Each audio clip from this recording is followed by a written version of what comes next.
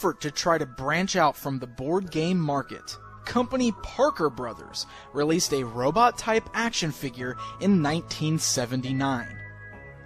Rom, the Space Knight Warrior, stood at a large 13 inches tall and featured some pretty amazing electronic action features for the time. Far, far away, in another galaxy, the Knights of the Soul Star Order, defenders of justice and truth, have been ambushed by the evil magicians, the Dire Wraiths. The Soul Star Order has prevailed, and are now seeking out their scattered enemies. One of these knights has followed the trail of the Dire Wraiths all the way to Earth.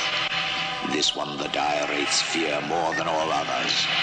This one has hounded them and kept them underground for centuries. This one alone could wipe them off the face of creation. He is Rom, Lord of the Soul Star Order. Rom, the Wraith Slayer. Rom, the Space Knight. Even he must be careful. The Dire Wraiths can assume any form they wish. Rom counters this with the energy analyzer.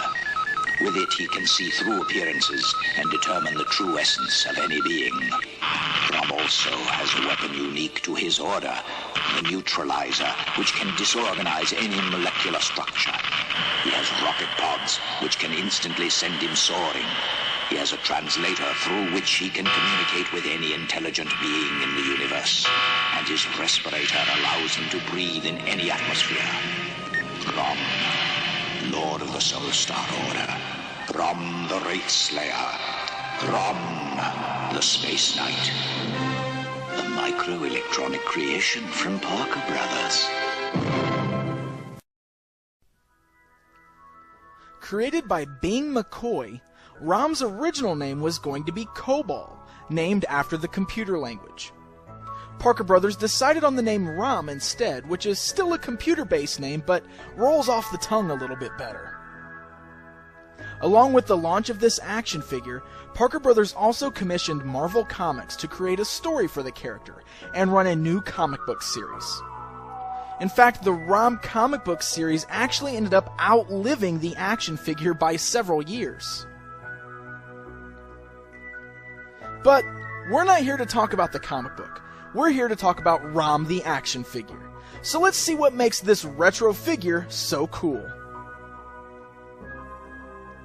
The figure features a gunmetal type paint deco and has very basic articulation, allowing for movement in his shoulders, his hips, and his knees only. He included 3 accessories, which sadly I do not have here. The energy analyzer, neutralizer, and translator were all handheld pieces in the same color as the figure and could be held in Rom's hands.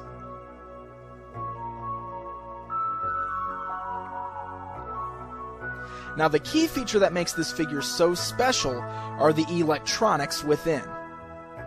Rom requires one 9-volt battery to work, and once you boot him up, red LEDs light up for his eyes, and you begin to hear some wild robotic sound effects.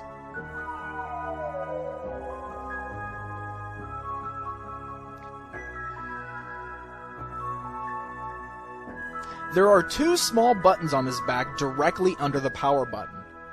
There's actually a sequence of codes using these 2 buttons that trigger different lights and different sound effects.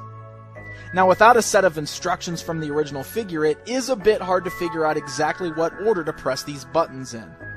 But luckily, the internet exists, and with a quick search, you'll come across some of these instructions. So, let's check out exactly how some of these features work. Pressing the left button once, and then holding down the right button, will trigger Rom's Rocket Pack feature. You will hear a rocket-type noise start, which will continue as long as you hold down the right button. Red lights will also flicker at the bottom of the rocket pack.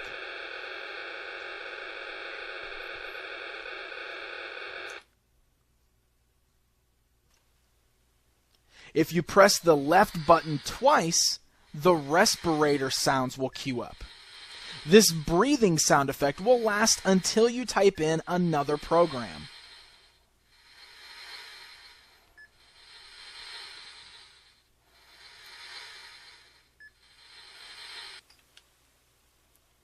Pressing the left button 3 times, then holding the right button, triggers the sound effect for his translator accessory. Again, the lights and sounds will remain activated until you release that right button.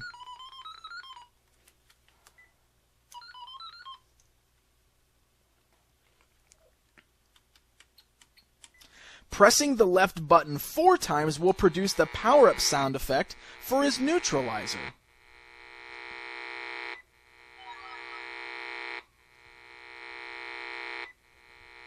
I actually found myself quite entertained by the action features on ROM.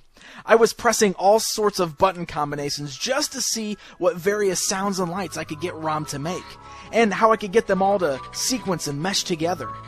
It was remarkably fun, so I can only imagine how much fun a toy like this might have been back when it was first released in 1979.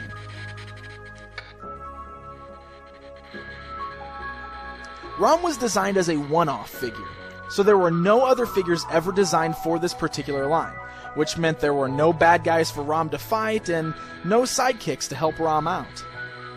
This might have ultimately been part of the reason that ROM just did not last very long. As mentioned earlier, the Marvel ROM comic book lasted much longer than the actual action figure that the comic series was based off of. But even still, ROM is easily one of those awesome vintage toys that is now highly sought after. He was probably just a little bit ahead of his time with all of those electronics, but if you ask me, ROM definitely deserves a place in the Action Figure Hall of Fame.